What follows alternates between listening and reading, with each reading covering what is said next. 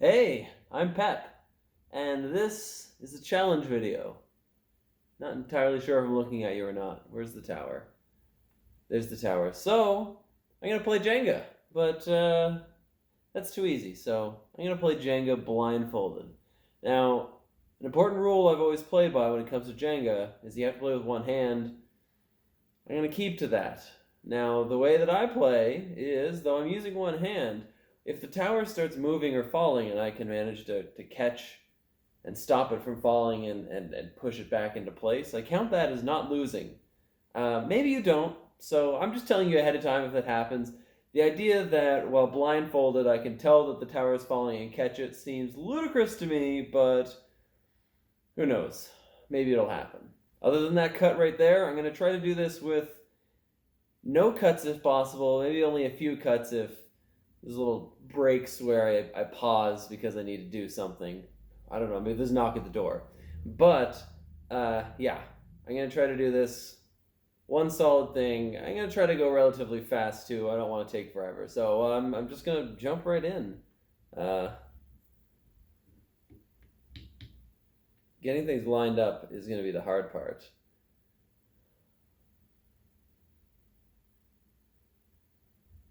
Oh, I felt something.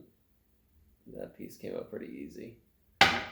Oh, okay.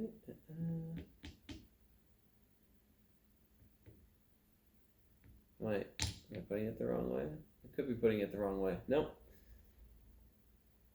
Okay, I'm moving multiple pieces right now. I can only really take one. Okay, I'll take whatever one this is.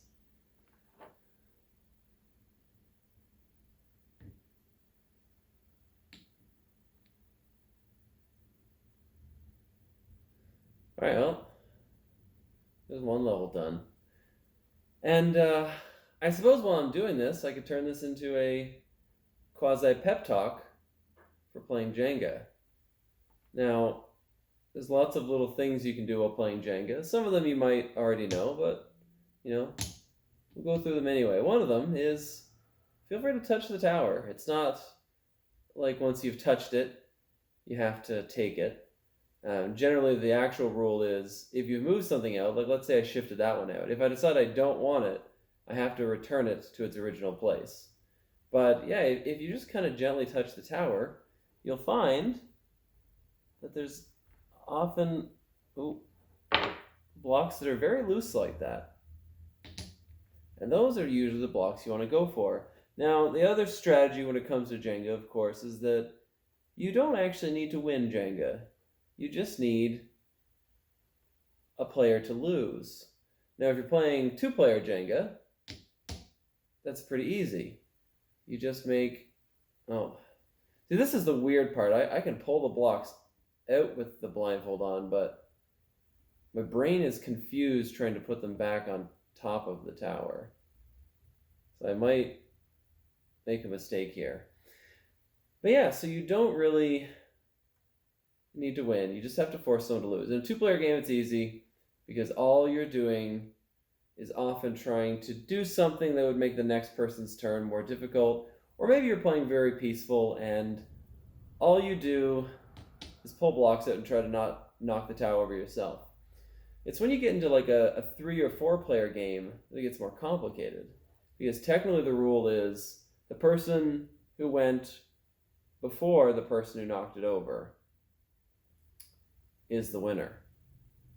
So in reality, it's essentially the same thing because you are just trying to mess up the next person. But you also have to worry about the people in between. You have to kind of think a little bit about whether or not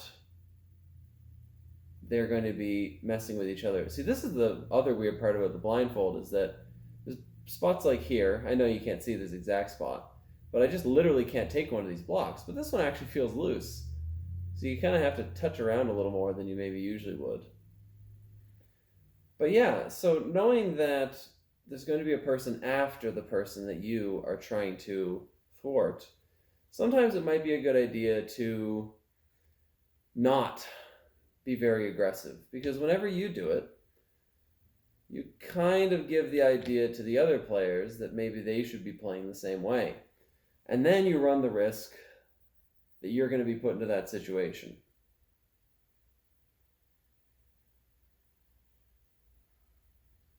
Now, something else important when it comes to Jenga. Oh, I lost. It was harder than I thought it would be. I'm starting over.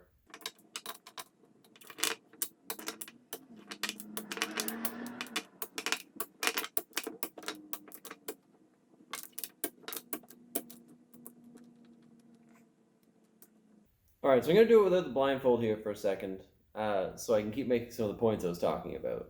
Your main opponent in this game, other than, your actual opponents, is of course gravity. Now, the thing is, I cheated there a little bit. The thing is, as you're pulling blocks out, even though sometimes some are easy enough to pull out, eventually the balance of the tower will shift. And see, I'm taking a lot of pieces out from one side here now, and so in theory, the tower should be leaning in this direction. But you notice it's not actually really. I mean, it's still to the point where when I go to pull this block out, I'm not having any trouble. The blocks on this side are all fairly easy to take out. Now this last one is also easy. Now, you're probably thinking, that doesn't make a lot of sense. I've essentially weakened the entire structural ability of one side. But something else to think about is that these blocks are not created equally. So actually, it was this side that got more weakened. And this is what I was talking about, where sometimes the tower is clearly going to fall. So you might be able to use your one hand, shift it a little bit, put the block on top, and you saved your turn. But at this point, the tower is a mess, and pretty much all of the weight is centered directly on the bottom of the mass. So what's happening,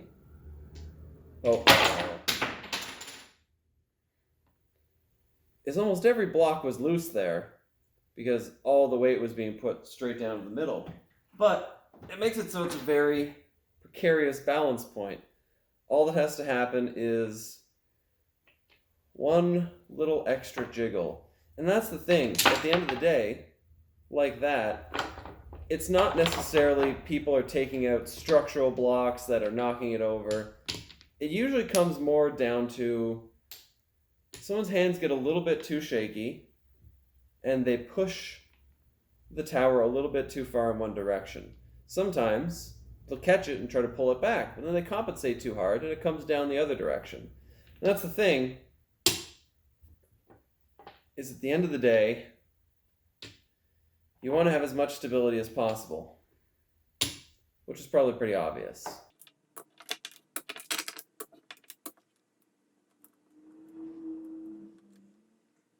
Now, if you're one of those people who maybe doesn't have as good of stability in your hands, you're a little bit shaky, what you probably want to focus on doing... Oh, that's a bad one. I got caught in the tablecloth a little there too. So you probably want to focus on doing is pulling out the middle pieces. Not only does it tend to be easy in a lot of situations, but the other thing is that it takes away your opponent's ability to be pulling out all of the sides to make the tower less stable. So instead, you're bringing the focus to the sides, making those harder to pull out, while simultaneously usually having a pretty easy time. Because these little pokes and jabs usually aren't enough to collapse the tower. That being said, you still want to be careful. You also usually want to avoid playing around too much on the top. As you see, it's going to move around quite a bit. But something you might be quite surprised to find is that a lot of times, if you come to a point where you have a fairly tough block, sometimes speed is the answer. I was kind of hoping to find an example block here to pull out, but I keep coming across... Oh, here's a pretty good one. This one's actually in a little tough. So, whenever you go one little tug at a time, you kind of risk, again, that you're going to offset the tower too much. So, what I suggest is, kind of like when you take a Band-Aid off, you just rip it out. And the thing is, the tower did shift, but because you've ripped it out so fast, your hand's now free to try to stabilize the tower with. Again, assuming the people you play with are okay with stabilizing as the tower falls. The other important thing is if the tower does fall, and it's left like this, that's not stabilizing. One of the main rules is that you have to correct the tower if you move any blocks that aren't the one that you placed. So really, you should restore it to approximately a tower shape. Oh, I did a bad job. Okay, I'm just gonna go really quick here until this tower falls, and then I'm going to switch over to trying this blindfolded again, because that was supposed to be the point of the video. And personally, I don't actually like the middle pieces. One of the big things is when you take out the middle pieces, you're technically shortening the length of the game in a way, because the tower can only get so high. Because instead of one piece per level, you're leaving 2 pieces per level. Oh, that one's not going to come out. Now, something else I like to do, and if you play Jenga a lot, maybe you find that it's pretty easy. Insinuate what I call the grandpa rule, because that's something from like checkers and chess. If you touch a piece, that's your piece. Now, of course, within reason. Oh my gosh, that tower's going crazy. If you happen to touch a middle piece here, it's not like you have to take that. But it's more, if you touch a piece and think, oh, like this is not stable, this is not going to go well, do it anyway. And that really helps you learn to stabilize the tower a bit with your movements. Not just grabbing it and moving it with your hand, but even as you're going to take a block out, sometimes the way that you pull it out, you can kind of push against the tower and you can stabilize it as you're going. I'm 99% sure this tower is coming down. Oh my gosh. Okay, that was a risky example. Oh, I always find it funny too when you get this far in the game and there's still loose blocks. But if you happen to have been watching, this is another good suggestion, is watch during other people's turns. For example, when I moved that first block, this one here jiggled, which means that it's probably loose enough to take.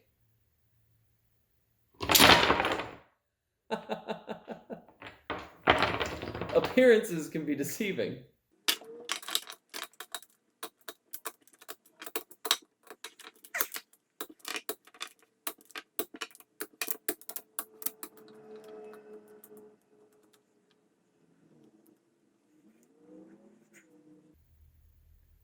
All right, here we go again. So I almost feel like I should just leave the pieces. Oh. It's very disconcerting not being able to see what's happening to the tower as I'm moving the blocks. You can kind of feel it a little bit. Oh my gosh. I can't wait to watch this video to see how ridiculous this... I might have just cheated. That might have been too close to the top. I'm sorry, I'll stick closer to the bottom here so that I don't accidentally do that again.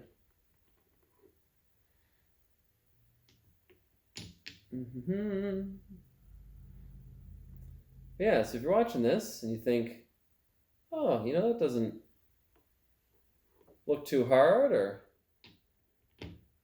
I think I can probably do that really well. Hey, if you got a copy of Jenga, go give it a try yourself. Maybe the next time someone suggests playing Jenga, grab some socks or some scarves or whatever and say, hey, how about we try it blindfolded?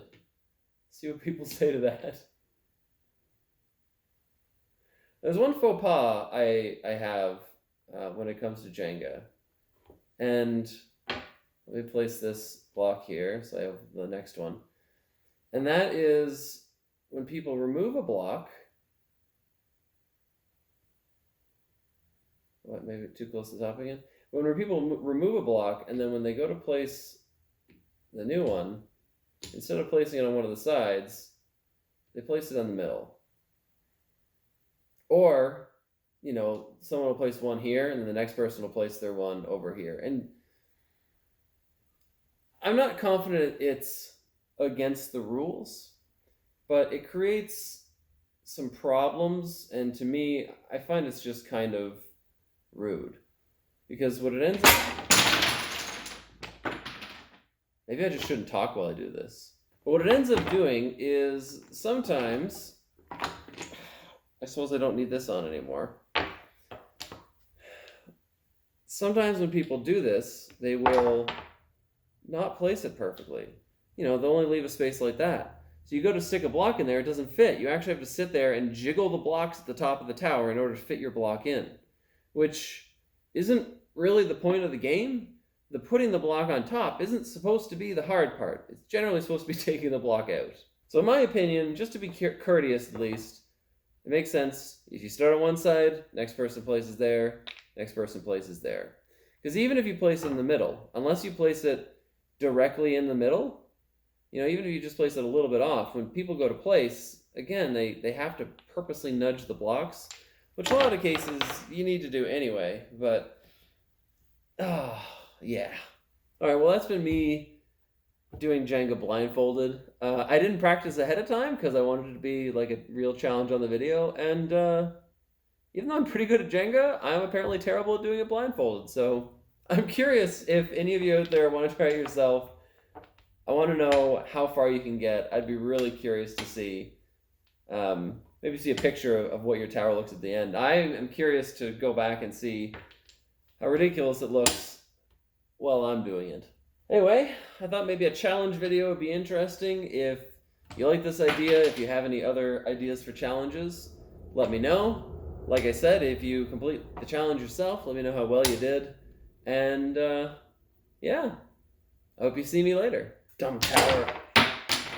I almost forgot my favorite Jenga move, and that is when people start the game off by pulling out these two blocks on the bottom, because this means you immediately start the game with, So I almost forgot about my favorite move, and that is when people take the bottom two blocks, because it can be very frustrating.